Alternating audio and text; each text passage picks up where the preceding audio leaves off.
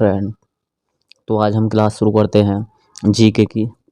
इसमें हम बताएंगे कि उत्तर प्रदेश का संपूर्ण जीके मतलब करंट में जो प्रश्न बने हुए हैं उनके बारे में हम आपको बताएंगे। करंट के प्रश्न जो हैं तो उनके बारे में हम डिस्कस करेंगे थोड़ा सा। जैसे क्वेश्चन नंबर 1 दे रखा है इसमें, उत्तर प्रदेश का सबसे पूर्वी जिला कौन सा है। तो उत्तर प्रदेश का सबसे पूर्वी जिला कौन सा है? बलिया। इससे पहले मैं आपको बता दूं, अगर आपने अभी हमारे चैनल को सब्सक्राइब नहीं किया है तो चैनल को सब्सक्राइब कर लें और बेल आइकन को ऑन कर लें। ऐसे ही मैं आपके लिए नई नई वीडियो अपडेटेड लाता रहूँगा। अपडेटेड वीडियो देखने के लिए सबसे पहले आपके पास वीडियो पहुँचे, इसके लिए आपको बेल आइकन ऑन करना होगा। तो आइए शुरू करते हैं आज के महत्वपूर्ण प्रश्न कुछ जो उत्तर प्रदेश पुलिस के लिए बहुत उपयोगी हैं, ताकि करंट अफेयर में से भी कुछ क्वेश्चन बनेंगे। तो इसको शुरू करते हैं। मतलब एक जीके है ये पूरा उत्तर प्रदेश के बारे में जो दिया गया है। तो शुरू करते हैं। पहला क्वेश्चन इसमें बता दिया आपको। दूसरा क्वेश्चन दे रखा है,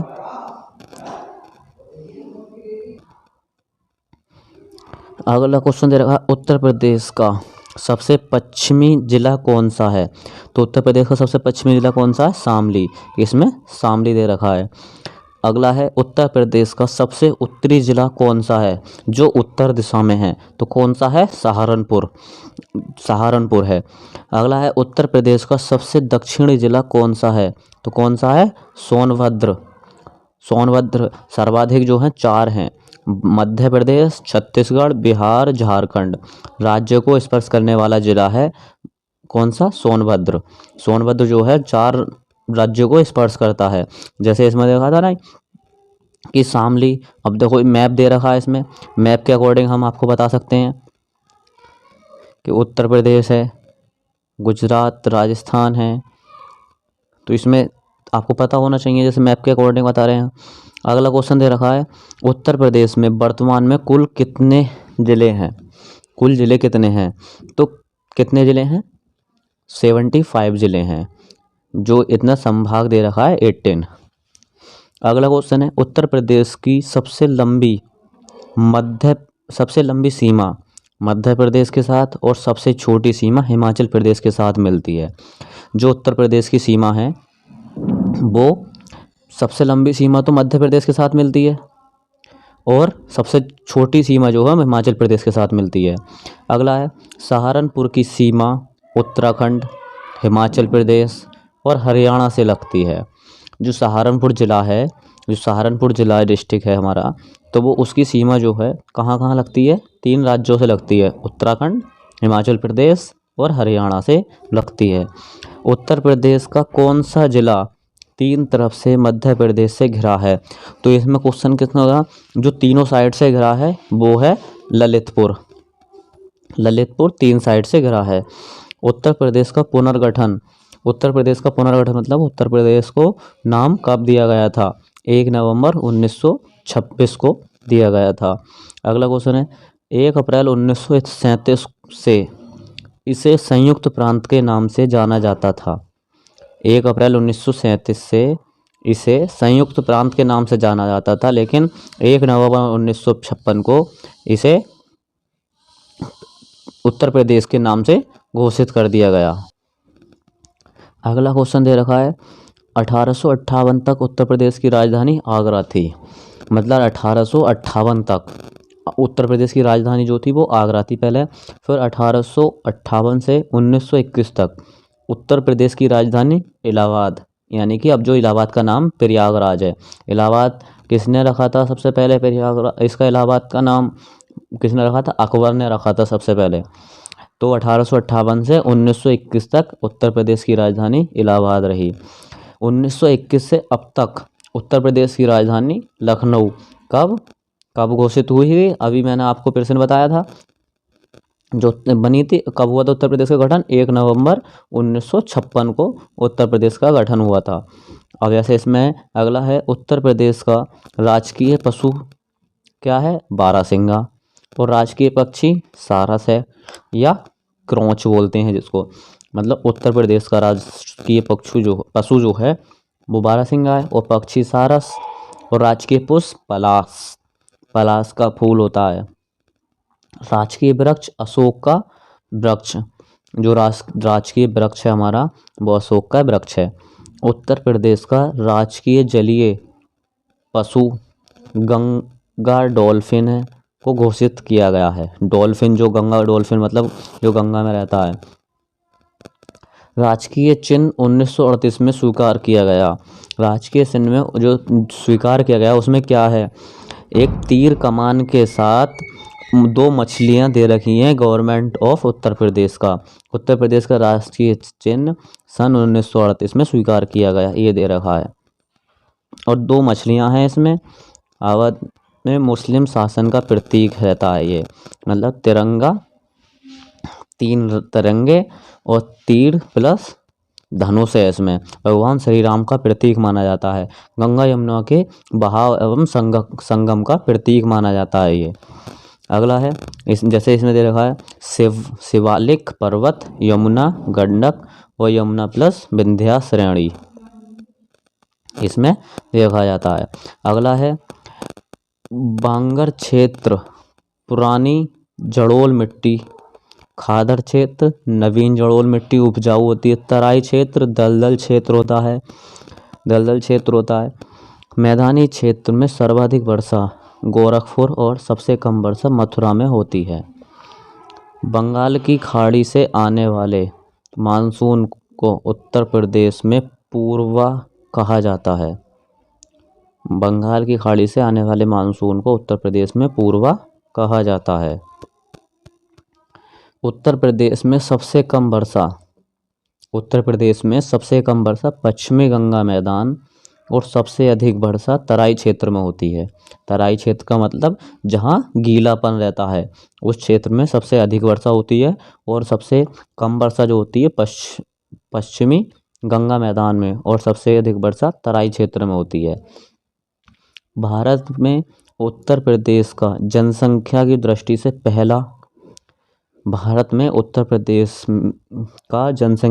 से पहला और क्षेत्रफल की दृष्टि से चौथा स्थान है।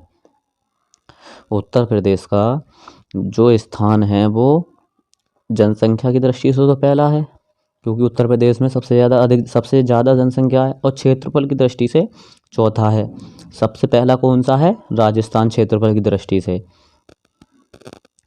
इसमें दे रखा है क्षेत्रफल की दृष्टि से राजस्थान, मध्य प्रदेश और महाराष्ट्र के बाद उत्तर प्रदेश का चौथा स्थान है। पहले स्थान पर राजस्थान, दूसरे पर मध्य प्रदेश, तीसरे पे महाराष्ट्र और चौथे नंबर पर आता है उत्तर प्रदेश। उत्तर प्रदेश में कुल पारिस्थितिकी क्षेत्र 20 हैं। उत्तर प्रदेश में कुल कृषि जलवायु क्षेत्र 9 हैं। भारत में कुल कृषि जलवायु क्षेत्र 15, मतलब कि संपूर्ण भारत में जो जलवायु क्षेत्र हैं वो 15 हैं, बट उत्तर प्रदेश में जो क्षेत्र हैं वो 9 हैं, मतलब टोटल 15 का 9 क्षेत्र जलवायु के उत्तर प्रदेश में है। उत्तर प्रदेश में चना सर्वाधिक उत्पादन होता है। कहाँ पर होता है, बुंदेलखंड में। बुंदेलखंड जिले में सबसे ज़्यादा उसमें चना उत्पादित होता है। उत्तर प्रदेश में आंवला का सर्वाधिक उत्पादन प्रतापगढ़ है। उत्तर प्रदेश में पान का सर्वाधिक उत्पादन महोबा में है। उत्तर प्रदेश का आलू को अन्य प्रदेशों में ताज ब्रांड के नाम से बिकता है। मतलब उत्तर प्रदेश का जो आलू है वो अन्य प्रदेशों में ताज ब्रांड के नाम से बिकता है। अब अगला प्रश्न आता है किसान मित्र योजना। किसान मित्र योजना ये उत्तर प्रदेश की योजना, लेकिन कब चालू हुई थी, 18 जून 2001 को चालू हुई थी, शुरू की थी किसान मित्र योजना। किसान बही योजना, बही खाता वाले जो होते हैं, योजना 1992 से अब तक चल रही है। किसान बही, जो बही खाता वाले किसान होते हैं जिनको खाद मुफ्त में मिलता है, बही खाता मतलब उसके अनुसार खाद जो दिया जाता है वो उनको सस्ते दामों पर मिल जाता है, सस्ते दामों पर मिलता है। किसान क्रेडिट कार्ड योजना 1998 से 1999 से और अब तक चल रही किसान क्रेडिट कार्ड। क्रेडिट कार्ड का मतलब क्रेडिट कार्ड पर जो लोन लेते हैं, जो क्रेडिट कार्ड पर लोन लेते हैं वो क्रेडिट कार्ड जो उनकी ज़मीनों पर मिलता है किसानों की। आम अनुसंधान एवं प्रशिक्षण केंद्र कहाँ पर है? लखनऊ। अमरूद प्रशिक्षण एवं प्रयोग केंद्र कहाँ पर है? प्रयागराज। उत्तर प्रदेश में व्यक्ति के पास भूमि की अधिकतम सीमा, उत्तर प्रदेश में प्रत्येक व्यक्ति के पास भूमि की जो अधिकतम सीमा होगी वो 18 एकड़ होगी। 18 एकड़। एकड़ का मतलब होता है कि 1 एकड़ में 6 बीघे होते हैं। बीघा समझते हैं? 1 बीघा 200 विषय के बराबर होता है, मतलब 20 विषय के बराबर होता है। तो 1 एकड़ में 6 बीघा, तो 18 एकड़ ज़मीन अधिक से अधिक रख सकता है। ये उत्तर प्रदेश के नियमानुसार है। लेकिन ज़मीनें तो काफ़ी हैं लोगों के पास, लेकिन अधिकतम सीमा ये जो है, अधिकतम सीमा जो 18 एकड़ दे रखी है। भारत की पहली चीनी मिल उत्तर प्रदेश की देवरिया जिले में, भारत की पहली चीनी मिल उत्तर प्रदेश की देवरिया जिले के प्रतापपुर में 1903 में खोली गई थी। भारत में सबसे पहली चीनी मिल उत्तर प्रदेश की देवरिया जिले में प्रतापपुर में 1903 में खोली गई थी। उत्तर प्रदेश की महत्वपूर्ण नकदी फसल क्या है? नकदी का मतलब है जिसका कैश आता है, जिसका मतलब नकदी फसल बोलते हैं इसको। गन्ना। कौन सी है? गन्ना। गन्ना का हमेशा तुरंत कैश आ जाता है, तो इसको बोलते हैं।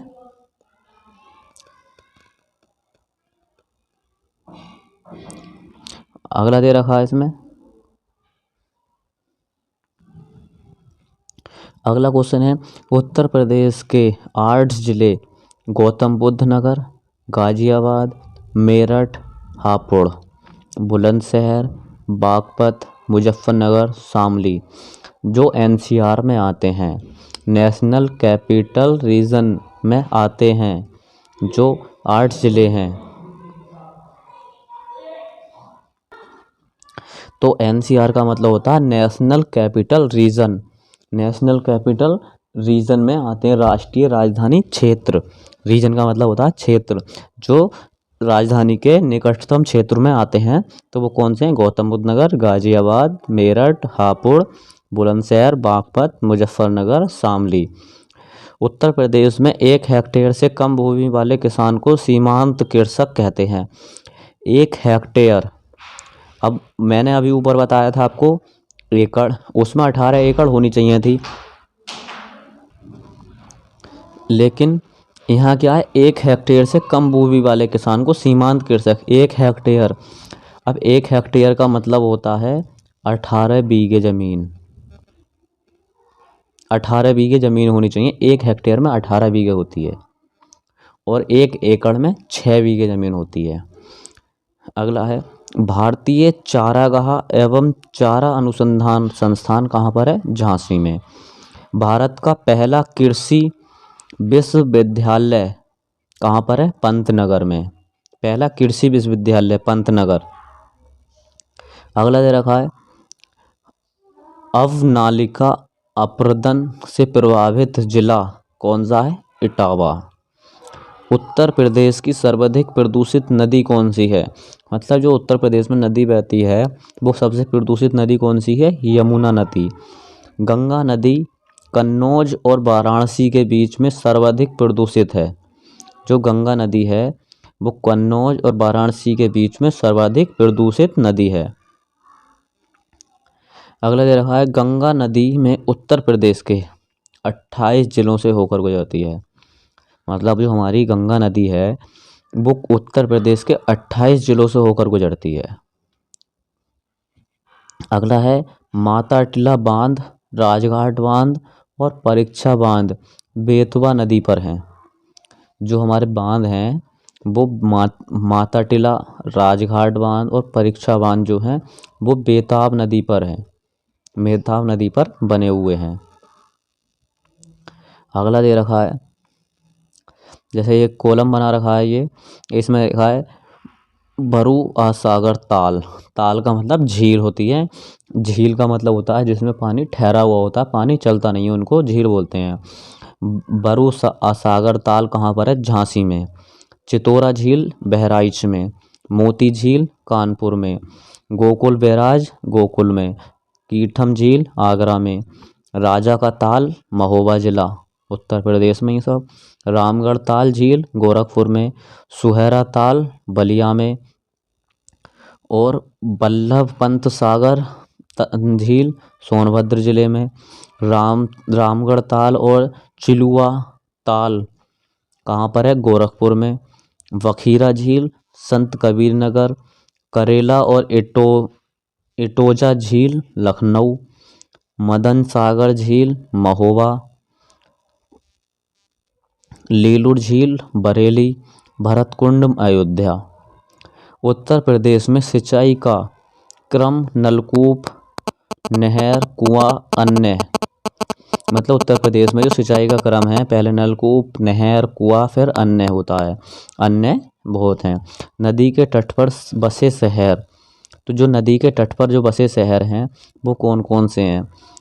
प्रदेश में नदियों के किनारे स्थित प्रमुख नगर, जो प्रमुख नगर हैं वो कौन कौन से हैं इसमें देखेंगे हम। सबसे पहले नदी है हमारी गंगा। जो गंगा नदी है उसके निकटतम जो शहर बसे हुए हैं वो कौन कौन से हैं नगर? गढ़मुक्तेश्वर, सोरो, फर्रुखाबाद, कन्नौज, कानपुर, वाराणसी, मिर्ज़ापुर, ये इसमें शहर बसे हुए हैं। और गंगा यमुना संगम पर प्रयागराज है। यमुना नदी पर सहारनपुर, मथुरा, वृंदावन, आगरा, वटेश्वर, कौशाम्बी और हमीरपुर ये यमुना नदी पर स्थित हैं। गोमती नदी पर लखनऊ, सरयू नदी पर अयोध्या, रामगंगा नदी पर रामगंगा पर बरेली शहर स्थित है। अगले क्वेश्चन पर आते हैं। अब अगले जो टॉपिक दे रखा है वो दे रखा है उत्तर प्रदेश की सबसे लंबी नहर कौन सी है? उत्तर प्रदेश की सबसे लंबी नहर कौन सी है? शारदा नहर। गोकुल बैराज परियोजना पेयजल परियोजना है। रानी लक्ष्मीबाई बांध बेतवा नदी पर है। उत्तर प्रदेश की प्रथम वन नीति 1952 में शुरू हुई थी। उत्तर प्रदेश की द्वितीय वन नीति 1998 में शुरू हुई थी। वन महोत्सव कब मनाया जाता है? 1 से 7 जुलाई तक। उत्तर प्रदेश का राष्ट्रीय उद्यान दुधवा राष्ट्रीय उद्यान, जो उत्तर प्रदेश का राष्ट्रीय उद्यान है वो कौन सा है? दुधवा राष्ट्रीय उद्यान। वन्य विहार चंद्रप्रभा वन्य जीव विहार चंदौली सबसे पहला वन्य जीव विहार है। स्वामी महावीर स्वामी वन्य जीव विहार ललितपुर सबसे छोटा वन्य जीव। कैमूर वन्य जीव विहार मिर्ज़ापुर। हस्तिनापुर वन्य जीव विहार मेरठ मुजफ्फरनगर सबसे बड़ा। कछुआ वन्य जीव विहार वाराणसी में है। पक्षी विहार नवाबगंज पक्षी विहार उन्नाव जिले में सबसे पहला पक्षी विहार है। लाख बहोसी पक्षी विहार कन्नौज सबसे बड़ा पक्षी विहार। सांडी पक्षी विहार हरदोई में है। पार्वती औरंगा पक्षी विहार गोंडा। बखीरा पक्षी विहार संत कबीर नगर। सुरहाताल पक्षी विहार बलिया। सुरहाताल पक्षी विहार कहाँ पर है? बलिया। लोकनायक पक्षी विहार के नाम से जाना जाता है। अगला है बेंती पक्षी विहार कुंडा प्रतापगढ़ जिले में। BR अम्बेडकर पक्षी विहार के नाम से जानते हैं अब इसको। पटना पक्षी विहार एटा सबसे छोटा पक्षी विहार है। इसमें एक नोट है कि नवाबगंज पक्षी विहार का नाम अब शहीद चंद्रशेखर पक्षी विहार कर दिया गया है। जो नवाबगंज पक्षी विहार का नाम है अब शहीद चंद्रशेखर पक्षी विहार कर दिया गया है। उत्तर प्रदेश का एकमात्र परमाणु विद्युत ऊर्जा केंद्र। उत्तर प्रदेश का एकमात्र परमाणु विद्युत ऊर्जा केंद्र कहाँ पर है? नरोरा बुलंदशहर डिस्ट्रिक्ट में स्थित है। नरोरा बुलंदशहर डिस्ट्रिक्ट में स्थित है। उत्तर प्रदेश में 2 रेल जोन के मुख्यालय हैं, इलाहाबाद और गोरखपुर। जो रेल जोन है वो इलाहाबाद उत्तर मध्य में है रेलवे और गोरखपुर पूर्वोत्तर रेलवे। उत्तर प्रदेश गन्ना किसान संस्थान लखनऊ में स्थित है। उत्तर प्रदेश कृषि अनुसंधान परिषद लखनऊ में 1989 में 1989 में उत्तर प्रदेश गन्ना अनुसंधान संस्थान कहाँ पर है? शाहजहाँपुर। उत्तर प्रदेश के महत्वपूर्ण हवाई अड्डे, चकेरी हवाई अड्डा कानपुर, खैरिया हवाई अड्डा आगरा, हिडन हवाई अड्डा गाजियाबाद, जेवर हवाई अड्डा गौतम बुद्ध नगर, लाल बहादुर शास्त्री अंतर्राष्ट्रीय हवाई अड्डा वाराणसी, चौधरी चरण सिंह अंतर्राष्ट्रीय हवाई अड्डा लखनऊ अमौसी, ताज अंतर्राष्ट्रीय हवाई अड्डा फिरोजाबाद चंद्रनगर, महर्षि वाल्मीकि अंतर्राष्ट्रीय हवाई अड्डा अयोध्या में स्थित है। अब अयोध्या से एक पॉइंट और हम आपको बता दें कि अयोध्या में तो अब आपको पता है कि राम मंदिर का उद्घाटन 22 जनवरी को होने वाला है। तो इस शुभ अवसर पर सभी विद्यार्थियों से अनुरोध है कि आप प्रत्येक विद्यार्थी 22 जनवरी को एक एक दिए अवश्य जलाएं। एक नहीं बल्कि दीपावली के हिसाब से ही अपने घर पर दिए जलाएं, ताकि हमारे राम पधार रहे हैं अब, इसलिए हम सभी को 22 जनवरी को अपने अपने घरों में दिए जलाने हैं, दीपावली मनानी है, खुशियों का त्यौहार एक जिसे बोलते हैं। अगला क्वेश्चन है, उत्तर प्रदेश की प्रमुख जनजातियाँ कहाँ कहाँ पर निवास करती हैं? इस क्वेश्चन में ये बताना है। सहरिया जनजाति ललितपुर में निवास करती है। अगला है बुक्सा या भोक्सा बिजनौर जिले में निवास करती है। उत्तर प्रदेश की सबसे बड़ी जनजाति थारू जनजाति दीपावली को शोक के रूप में मनाती है। उत्तर प्रदेश की सबसे छोटी जनजाति बनारवत में स्थित है। सबसे छोटी जनजाति जो बोलते हैं बनारवत। अब ये दे रखा है एक क्वेश्चन, इसमें तुम्हारे लिए क्वेश्चन है ये, इसमें आपके लिए क्वेश्चन दे रखा है। क्या क्वेश्चन है कि भारत का पहला वैदिक थीम वाला पार्क कहाँ खोला गया? मथुरा, नोएडा, अयोध्या, वाराणसी। तो इस क्वेश्चन का आंसर आपको देना है कि भारत का पहला वैदिक थीम पार्क कहाँ पर खोला गया है। तो इस क्वेश्चन का आंसर आपको हमें कमेंट बॉक्स में बताना है। इसके ऑप्शन दे रखे हैं ये। अगर आपको हमारी क्लास पसंद आई हो तो हमारे चैनल को सब्सक्राइब कर दें और बेल आइकन को ऑन कर लें, और क्लास अच्छी लगी है तो क्लास को लाइक कर दें और अपने फ्रेंड के साथ साझा करें। ऐसे ही अपडेटेड वीडियो, अपडेटेड क्वेश्चन हम आपके साथ साझा करते रहेंगे। हमारे चैनल को प्लीज़ सब्सक्राइब कर दें। आपका एक लाइक, आपका एक सब्सक्राइब हमारे लिए मोटिवेशन का काम करता है। तो आप लोग चैनल को सब्सक्राइब कर लें। धन्यवाद। मिलते